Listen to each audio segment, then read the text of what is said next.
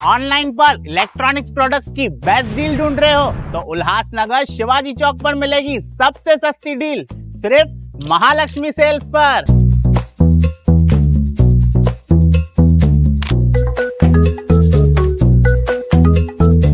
यहाँ पर अवेलेबल है प्रीमियम टीवी,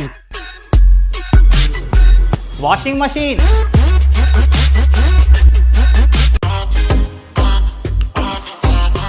फ्रिज में भी बहुत सारे ऑप्शंस मिल जाएंगे, double door and single door में भी। AC, air cooler, TG cooler, deep freezer, आटा चक्की, laptop, water purifier, home theatre, inverter, batteries. Best offers के लिए विजिट कीजिए महालक्ष्मी सेल्स, शिवाजी चौक, उल्लासनगर 3। उल्लास विकास को YouTube पर सब्सक्राइब करें और बेल आइकन को भी दबाएं। आज नवी मुंबई विमानतळाचं उद्घाटन झालं आणि आजपासून विमानसेवा तिथून सुरू झाली, परंतु मूळतः त्या विमानतळाला दिबा पाटील साहेबांचं नाव लागावं म्हणून गेली 11 वर्ष संघर्ष सुरू होता। त्या संघर्षाची धार कुठेतरी कमी करण्यासाठी या सरकारने प्रत्येक वेळेस खोटी आश्वासने दिली आणि सांगितलं की दिबा पाटील साहेबांचं नाव लागेल। काही नेते शपथ घेतलेली होती की जर दिबा पाटील साहेबांचं नाव लागलं नाही तर उरणचे आमदार त्यांनी सांगितलं की मी आत्मदहन करेन, पनवेलचे आमदार त्यांनी सांगितलं मी राजीनामा देईन।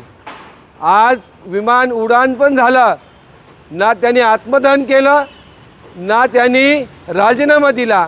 हे खोटं सरकार आहे आणि एक खोटी लोक आहेत। परंतु आज विद्यमान खासदार बाळामामा म्हात्रे यांच्या मार्गदर्शनाखाली हे आंदोलन चालू आहे।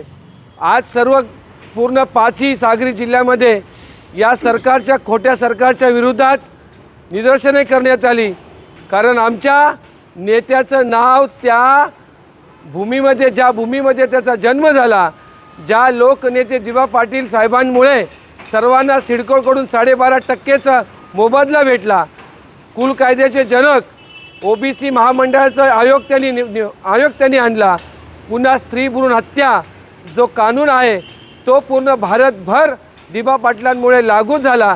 अशा लोकनेत्याचा जन्म त्या भूमीत झाला आणि त्या भूमीमध्ये विमानतळ होते आणि त्या विमानतळाला लोकनेते दिबा पाटील साहेबांचं नाव दिलं जात नाही। प्रत्येक वेळेस खोटी आश्वासनं दिली जातात।